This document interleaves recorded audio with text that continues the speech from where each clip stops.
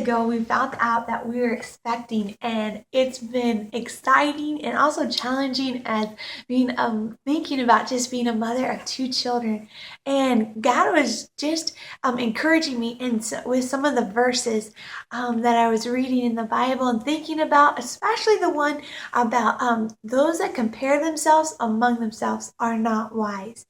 And I have a tendency to compare myself with other mothers and say, wow, she's such a good mother. She's like reading these books to their children and they're learning their ABCs way faster than than I would ever dream of. And or like, wow, one day I want to be like that.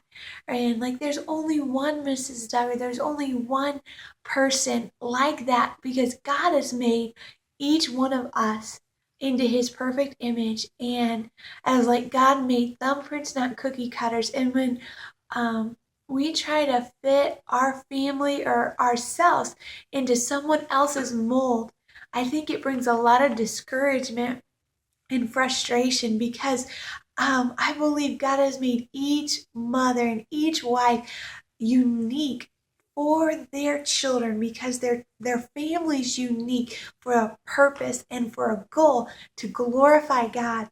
And I just want to encourage you, as God was encouraging me, to not compare myself with other mothers or other women, other wives, but to desire to be pressed into God's image, that when people see us, when we're pressed into God's image and people see us, they'll see, wow, I saw Jesus in that family, or I saw Jesus in that mom, instead of, oh, she's like so-and-so, or she's like so-and-so, that our desire would be pressed into Jesus's image. And that's my goal. That's what God's been encouraging me with. One other thing that just to let the glory of children be their fathers, as it says in the Bible, the glory of children are their fathers, and to just cultivate that in your children's life. I try to do that with Paul, and just when he comes home, when he's awake, just running and Dada, Dada, Dada's home, and Dada is still his only word that he knows. Like clearly, he talks a lot, but that's the one word that is for sure, Dada, and just cultivate the glory of their children, which is their fathers, and just encourage them to be excited when Dad's home and to make it a fun time.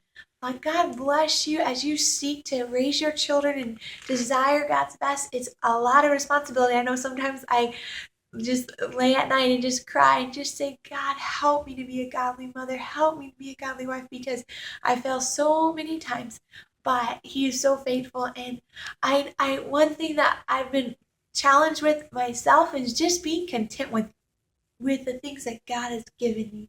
We live in a neighborhood. We're just renting a little house, which is a blessing, which is more than we need.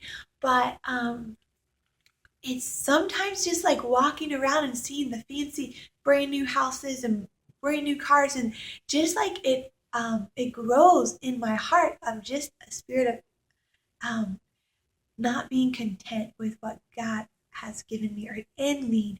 And I know that like just God's like, Priscilla, godliness with contentment is great gain.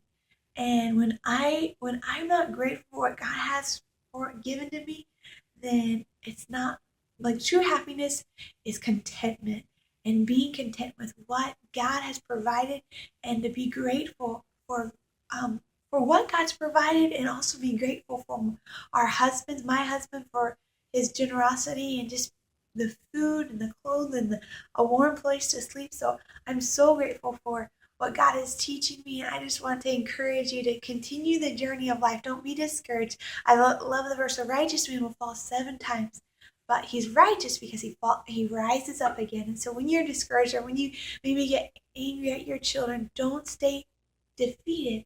Rise up and cry out to God. God, help me to be the mother that you have called me to be, and not to try to fit into the mold of someone else or a family that you admire at church, because God has made you unique for the family, and your family unique to accomplish the goal that he has for you. God bless you.